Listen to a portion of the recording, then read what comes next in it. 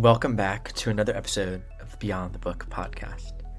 Today we have a very special guest in Jay Ye, who, big congrats to him, just got a job as the head of social at Alex Hormozi, who's literally one of the biggest business creators online. Jay knows what he's talking about, and he's literally just a teenager when he actually did everything we're about to talk about in today's podcast, which is he helped Noah Kagan launch his New York Times bestselling book, $1 Million Weekend, which I'll link to $1 Million Weekend below. It's an awesome nonfiction book on how to grow a business and start it in 48 hours. And Jay he gets how to write on social media in a way that grabs people's attention and builds a brand. And he shares so many incredible insights about how he landed this gig and also about how you can do things that are wild, out of the box, to be able to work with people who might be out of your league, working with best-selling authors, and also going viral on social media and building a brand. He's just one of the smartest minds out there. I think you'll love this episode, all about, going beyond the book and growing on social media, and also just unique partnerships, because Jay's done now multiple different partnerships, starting in high school with some of the biggest companies out there. And I think, thinking about beyond the book, there's a real opportunity for companies who want to work with writers. Imagine if you had a tech company who wanted a sci-fi writer to write a blog for them, or a newsletter, or a chocolate company, or maybe a flower company that wants a romance author to write short stories for them. There's opportunities here to take your storytelling and what you're good at and work with companies that could be really big, even if you're just getting started, because you can provide with them great value. And that's what happened with Jay, someone who was just getting started, who's able to work with some of the hottest companies in the tech world and ultimately provide them a ton of value. So your stories have value, and we're just going to today hear all the value in Jay's story. Now, before we get to it, one thing I want to share is that we have Beyond the Book retreat coming up in Vegas in November. It's 3 days inside the Barbie house. If you'd like to come, we'd love to have you. It's only, I think, 3 spots left at the time of recording. Might be less, could even be sold out by the time you're listening to this. So if you want to join, just hit the link below. It's retreat.authorsidekick.com. It's right before Author Nation, which is the largest indie author conference in the world. And we're just bringing a group of 12 storytellers together. We have folks ranging from vertical movies, folks building communities, folks building cocktail mixed drink brands. It's awesome. Some authors are just getting started. Some are making 7 figures a year. But we all come together and we have weekly Zooms leading up to our retreat. So it's a ton of fun. I'm personally running this retreat at cost. So the payment that you make is just to cover the cost of the Barbie house, because we literally rented a Barbie house in Vegas. It's epic. So yes, we'd love to have you. It's the first ever Beyond the Book retreat. And if you want to join our virtual mastermind, we might be opening up slots there. I haven't figured out if we're going to charge for it. If so, how much we're going to charge. I'm just kind of this is a great community, and I kind of want to start sharing with people now, because I've been keeping it behind closed scenes now for nearly 3 months. So if you're interested in joining that too, you can just send me an email. I'll put my email description, hello@authorsidekick.com. And then maybe eventually we'll do a more formal launch to the community. Again, not something I'm too pressed about or too stressed about, because I got enough on my plate, and we just went into beta with Creatorwood yesterday, at least at the time of filming this intro. So there's a lot going on, and I'm just super excited to go beyond the book with all of y'all. Okay, enough of me talking. Let's get into this episode of the podcast. Jay, it is super exciting to have you on. Not a lot of people break into the industry in the way that you did. And I want you to share, how did you get started creating content online? Because as far as I know, you took the third door, which if anyone's never read that book, I guess I'm already recommending book in the first minute of the podcast. But tell us what third door you took into content creation. Yeah, my content creation journey started during COVID, actually. At the time, I was playing video games 5 hours a day. It was fun at the time, but over time I realized, I remember one day looking in the mirror and not feeling proud of who I was and not feeling proud of the person I was looking back at. And so I remember on that day, I literally Googled how to make money online. And one of those was start a YouTube channel. So I started a music promotion YouTube channel where every day for the entire summer, I posted a underground artist song to help them get exposure. And, it didn't really go anywhere over the summer, but at the end of the summer, one of my videos popped off, got 1 million+ views, skyrocketed the channel. But what really stood out to me was I was scrolling through the comments, and I remember there's a comment that said, "I don't know why, but this song motivated me to get out of bed and take a shower." And that just hit me. It struck me so deep because this was during COVID and, a lot of people were down and depressed. And it just made me realize that little old me from this exact bedroom, this childhood bedroom could impact and inspire people. So from there, I got into what did it mean to inspire somebody? How do you actually influence or change behavior? And so I dove into psychology and copywriting. I fell in love with online business. I tried a bunch of different ventures, a clothing brand, several Instagram theme pages. None of the ventures I took really stuck, which led me to, which I know what you're referencing now is the third door. My first win or breakthrough in my content creation journey was the following summer. I interned at Beehive. And the way I got that was untraditional, to say the least. I checked their website and I was like, hey, maybe they have, an internship opportunity, but alas, there was none. And so instead of waiting for an internship opportunity to come to me or emailing someone at the company and saying, hey, can I please work for you for free? What I did instead was I did research on the company.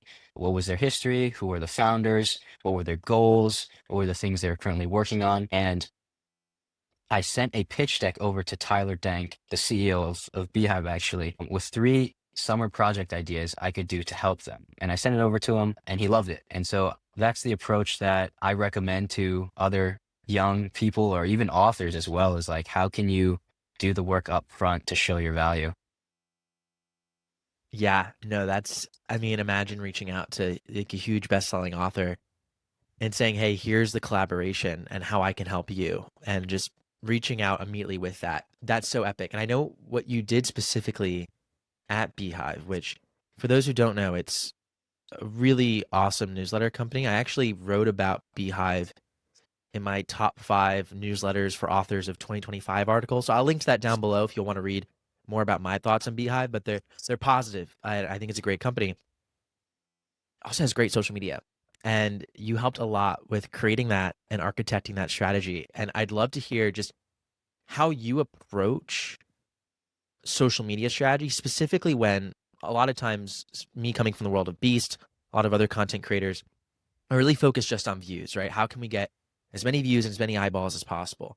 I imagine, just like with authors, the goal is actually to inspire and not just get a lot of views, but contextually build trust and sell something. So essentially, how did you develop a social media strategy that didn't just get views, but actually like grew the brand of Beehive? And I know you've worked with some other awesome companies and authors as well.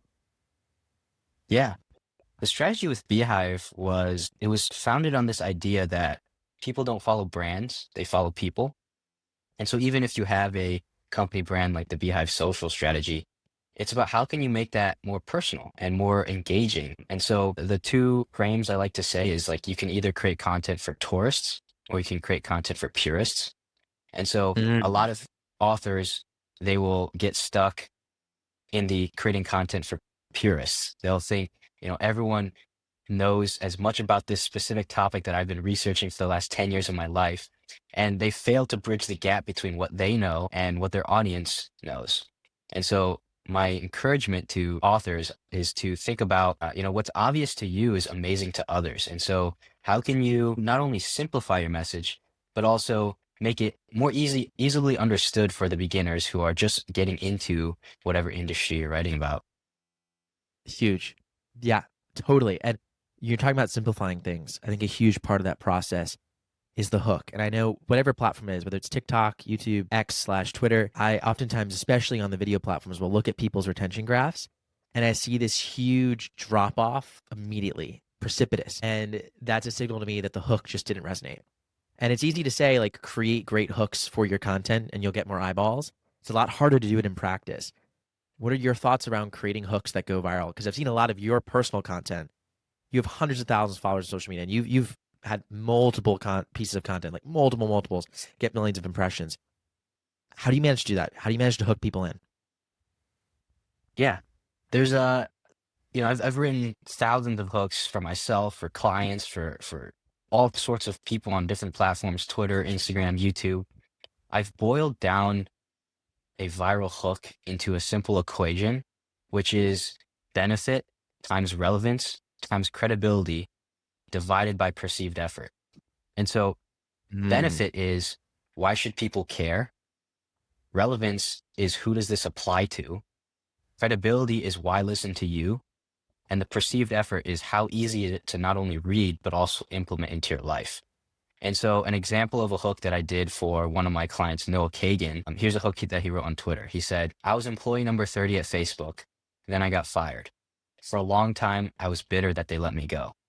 But the lessons I learned from Mark and Facebook helped me build a $100 million a year company. 10 lessons I learned from working directly under Mark Zuckerberg. And so to break this down a little bit further, the credibility piece is I was employee number 30 at Facebook. No, it's hard to copy. No one else can say that. And so what we do with the credibility test is like, I call it the name test. If someone covered your name and your profile picture on your social media post or your video, would they be able to just copy and paste your content onto their page or know it was you? And so to succeed in the name test, you want to write content that only you can write using your own credibility. The benefit, but the lessons I learned from Mark and Facebook helped me build a $100 million a year company. Again, when people click on a video or a Twitter thread or an Instagram post, everyone in the back of their mind, consciously or not, is thinking, what's in it for me? And so being very clear on what you'll get out of this video or this piece of content is incredibly important. The relevance is 10 lessons I learned. So this thread specifically was designed to reach as many people as possible. Everyone can learn from 10 lessons, whether it's me, it's you, it's grandma. And so specifically for this piece of content, it was about being broad. That may be different for whatever piece of content you're creating. And then the perceived effort is working directly under Mark Zuckerberg. It is almost impossible to work directly under Mark Zuckerberg. And so the perceived effort of like, okay, I'm going to learn a lot and I don't have to do all this work to learn those lessons. And so that's what I think about when I think about hooks is how can I increase the benefit, increase the relevance, increase the credibility, and decrease the perceived effort. I love that framework. I've never heard it put into those words, and that's fantastic. I think that's something we can all learn from. And I know when you're developing, you've said thousands of hooks. You not only manage your own social media, you not only write books, which I'm very excited. We're going to talk all about your new book and the launch because it's super exciting and I think will help a lot of people in the community. But you also, like we mentioned, work with other top creators. It's a lot to manage. And as far as I know, you're in college currently as well, right? Is that correct? That is correct. Wild. I absolutely love it. How do you manage to create social content and achieve this virality and impact without spending how do you fit it into the day? How do you do it efficiently? Especially as well, it's not just you, but you're working with these like successful entrepreneurs who basically have zero time. So how are you able to grow on social media without spending all this time? Because I think that's one of the biggest fears anyone has when trying to actually market themselves online is, oh, I'm not going to do it. It's going to take way too much time. The advice I often give people who are, I wouldn't say hesitant, but fearful that creating content will put them onto a never-ending cycle of always having to slave for the algorithm is that it's actually a lot more simple to create content than most people think. And so my advice to them when getting started is what I call the 3 C's: consume, curate, and connect. So step one, consume. It's very hard to create not only social media content, but social media content designed to go viral if you don't know what that looks like. And so step one is to log into these platforms. How are you expecting to create a viral Facebook post if you're not on the Facebook platform? So step one is familiarizing yourself, scrolling the feed, and paying attention. This is the most important part, paying attention to what you pay attention to. What specifically about this hook made me stop my thumb from scrolling? Step two would be curate. After you've identified these types of posts or these types of hooks that captured your attention, maybe create a swipe file. You can open up a Google Doc and just keep a running file of every piece of content that stood out to you. And then step three is connect. How can you find the patterns between all of the things that caught your attention? And then after you've created those patterns and identified them, now you can duplicate and now you can create your own social media posts. I love it. I love it. The swipe file approach too is like so important because you need to have a running list of things that you're looking over continuously so that when it comes time to create, you just reduced the friction, not only to like creating great content, but for you to even start. So like, I love that. It's incredible. And when it comes to tools you use in the content creation process, what tools do you use? What tools do you recommend others use that helps you make not only better content, but also make it faster? I would say for inspiration, one of the tools I like to use, I don't know if it's actually still called Twemex, but it's just Twitter Advanced Search. You can Okay. go to someone's profile and you can type from at their username and then do min underscore faves, and then the two dots, and then you can type a number, say 200. And now it'll only show you tweets that have over 200 likes. And so then you can start to, instead of scrolling their entire timeline, you can filter out their top posts, and then you can start to find the patterns of why. So that'd be number one. Number two, in terms of the actual writing, 99% of people on social media are beginners. And so I like to try and keep my writing underneath a fifth grade level. And so I use Hemingway app. After I write a social media post, I like to simply copy paste that into Hemingway app, and it'll tell you which sentences are hard to read, which words you can swap out. And it's a completely free tool. So those I think would be the Incredible. two most important tools. Obviously, there's ChatGPT or Claude, if you want to get super fancy, and that can be a whole nother podcast episode. But those are the three tools I'd say. Okay. No, that's really, really cool to hear. And keeping the language simple, I've also found like certain things can just lead to so much drop off. But with that as well, there's the different kind of, I don't want to say rules, but the different algorithms on the different platforms. And sometimes I like often hear from people like, I'm really good at like X platform, or like, that could literally be X, excuse me. I should be careful when I say X as a variable now, or they're really good at LinkedIn, or they're really good at Instagram. You seem to be really good at almost every platform you touch. What makes it so that you're able to identify what's working on a platform quickly? How do you approach a new platform, learn from it, and then are able to get the algorithm working for you? Because I mean, every platform I see you have an account on, you practically are crushing it. Yeah, I think a lot of it comes down to, again, the three C's method. I'm just familiarizing yourself with the platform. I would say because I've studied so deeply into psychology and copywriting and been on Twitter or X, or whatever you want to call it, a lot of the content that resonates on X is also content that will resonate on another platform. Because the truth is, platforms come and go, but human psychology rarely changes. And so if you can tap into the emotions of someone else, or there's a sentence that I love that I try and apply on any piece of content that I write, whether it's Twitter or LinkedIn or Instagram, no matter what platform it is, the fundamentals of content stay the same. And it's actually on my wall, so I'm going to read off of it. That's how much I love the quote. And it says, Amazing. people will do anything for those who encourage their dreams, justify their failures, allay their fears, confirm their suspicions, and help throw rocks at their enemies.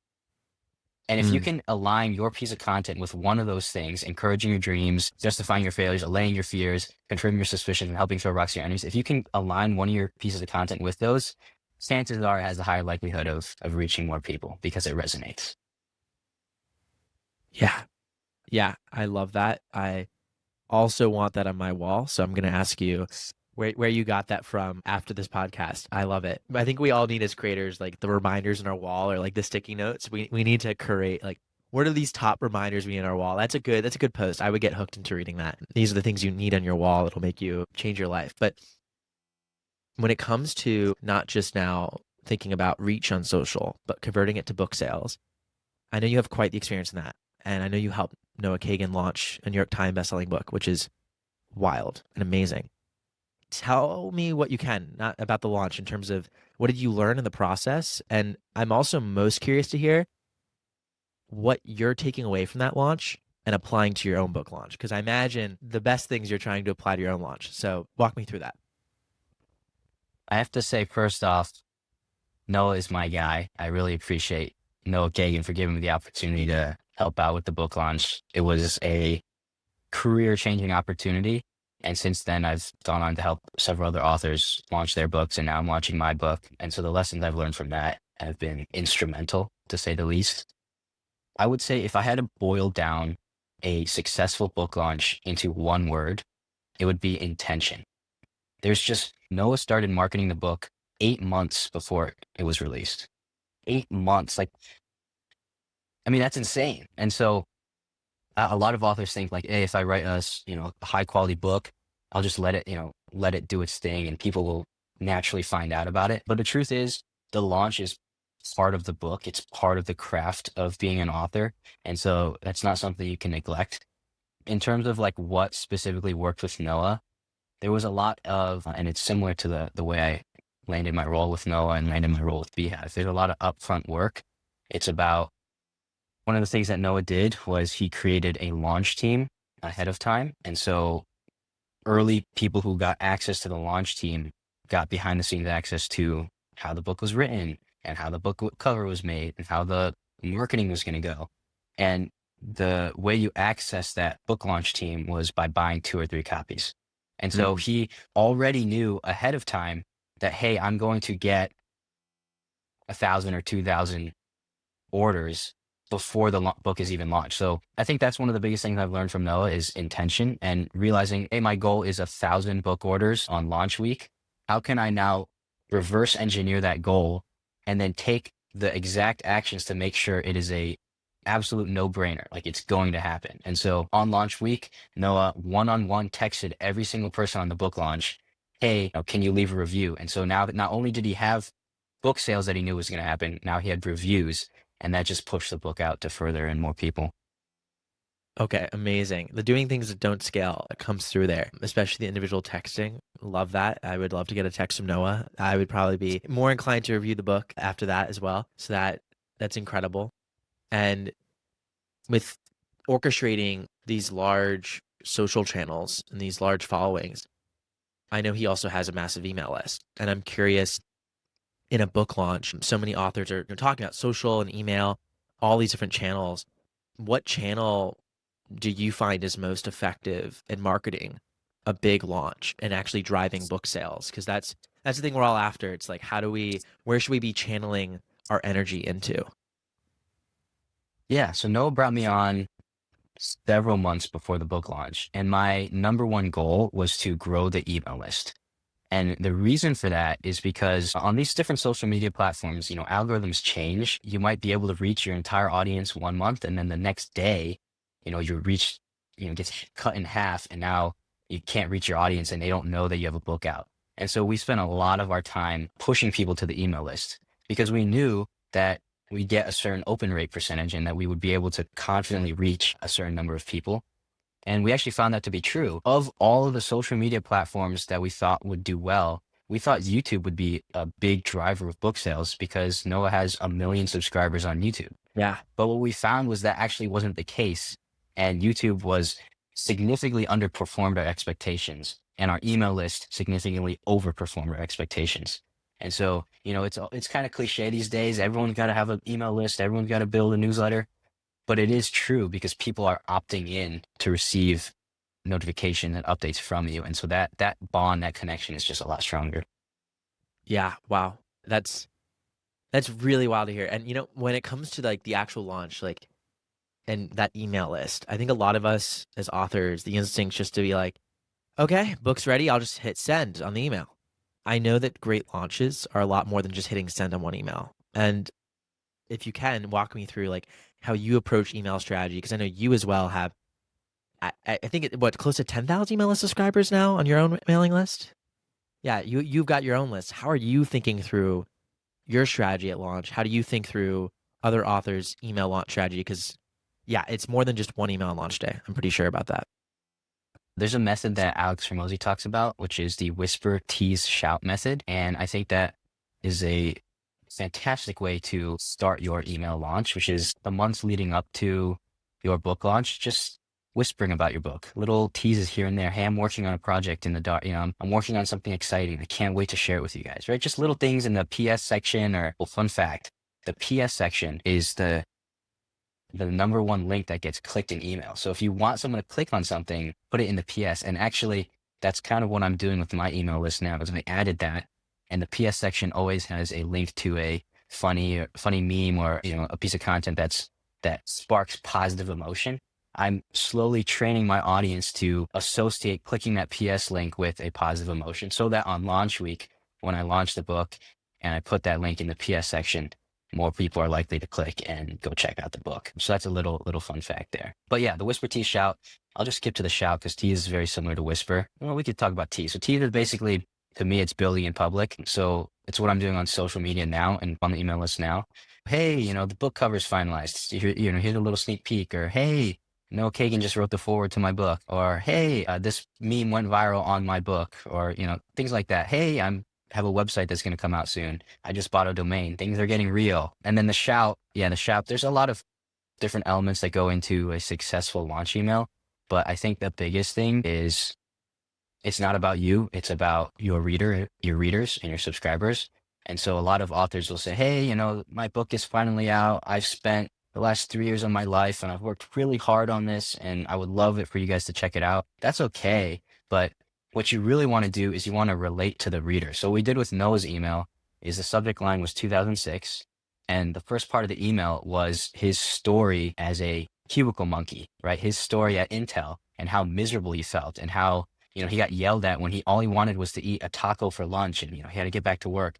And that story resonated with his audience because a lot of people in his audience, were stuck in a 9 to 5 in a job that they hated and they wanted a method or a framework to leave and start their own business. And so instead of saying, hey, I wrote this book the last 3 years and me, it's I've been where you're at and I know how you feel. And this book is a culmination of my life and my methods on how to go from where you are to where you want to be, how to go from hell to heaven. And if you can make that bridge, I believe that's a successful launch email.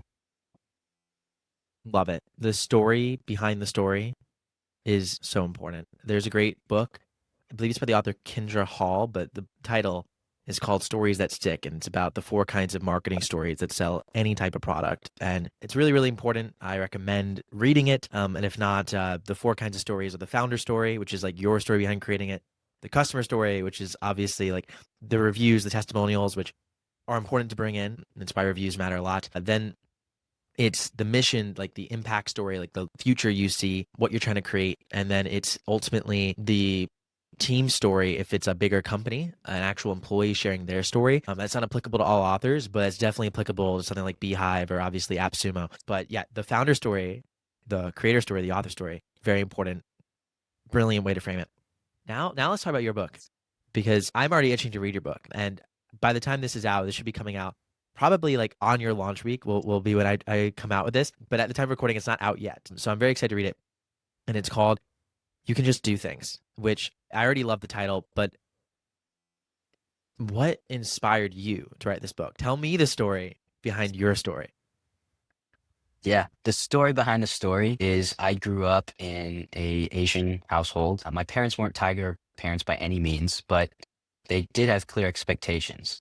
Follow the rules, get good grades, get into college, and potentially get a good job. And I was a straight A student. I played varsity sports in high school. I was succeeding by the traditional means, but the more I stayed on that path, the more confined I felt. I felt stifled. I felt like I couldn't be myself and be creative and do things that I wanted to do. I wanted to sit.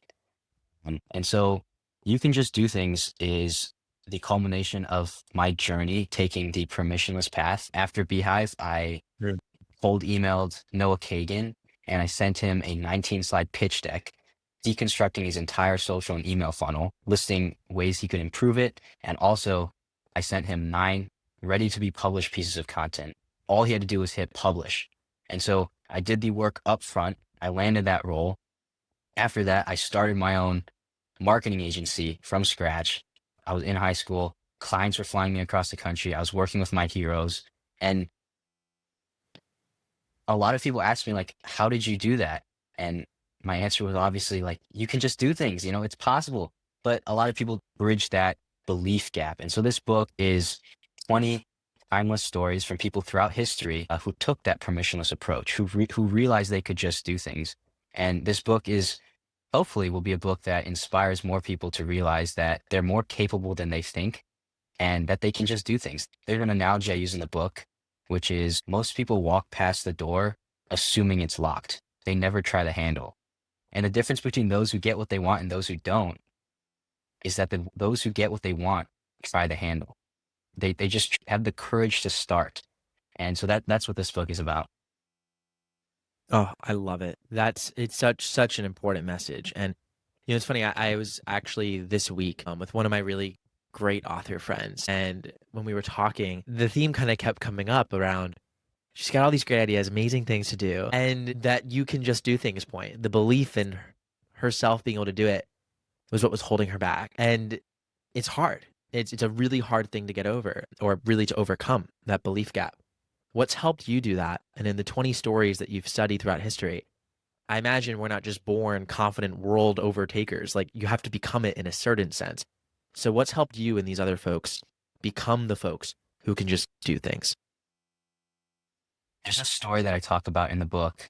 There's this author actually, Derek Sievers. When he was 17, he was an aspiring musician preparing to attend Berklee College of Music. And a few weeks before school began, he had a question on typesetting. And he saw an ad in the local paper about this artist in Chicago that was also a Berklee School alumni. And so he saw the number, he called him and he said, "Hey, I have this question on typesetting. Can you help me?" And instead of giving him the answer, the musician on the other end, Chemo, said, "Hey, I won't just answer this question. Come by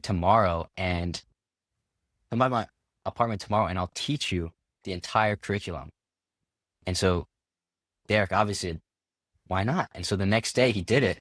And Chemo went on to teach Derek the entire curriculum, the entire semester's worth of material in 4 hours. Wow. And when Derek reflected on that, he said, most people don't realize that the traditional path is meant to keep you safe. And it's not, it's designed for the average person. And when you realize that there's no speed limit, you realize that a lot of these things that you call rules are actually just suggestions.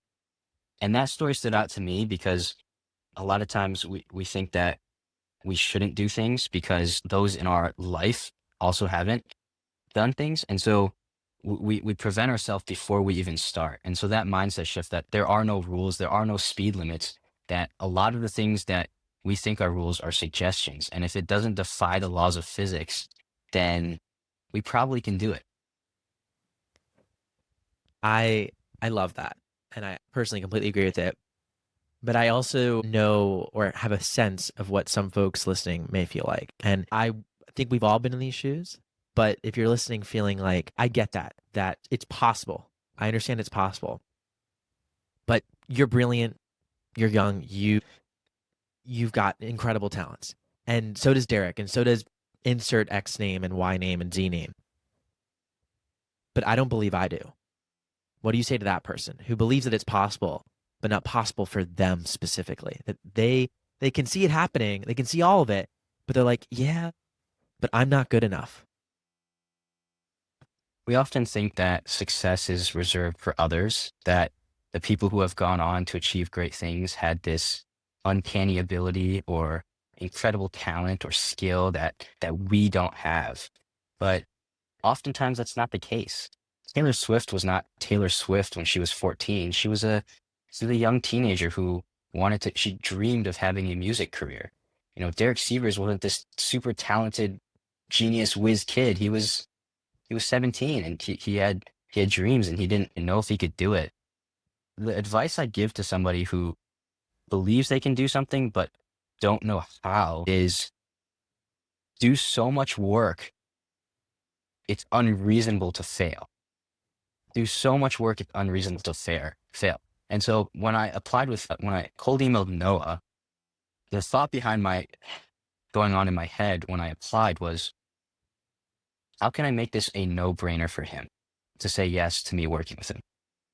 And so instead of hoping that I get it or relying on talent or skill or luck, I did so much research up front. I dove into his past podcast conversations. I Googled his name and I said Noah Kagan, young career. And then I went to the second page of Google and I found a story that helped me relate. And I put that in my pitch deck. And, I explored the archives of YouTube and, I leveraged my network. I asked people around, hey, what do you know about Noah Kagan? What does he need help with? What are things he likes? And I did so much work up front that it was unreasonable for him to say no. And even if he did say no, the act of doing this research, the act of doing this audit on his work built my skills. I like to say the work works on you more than you work on it.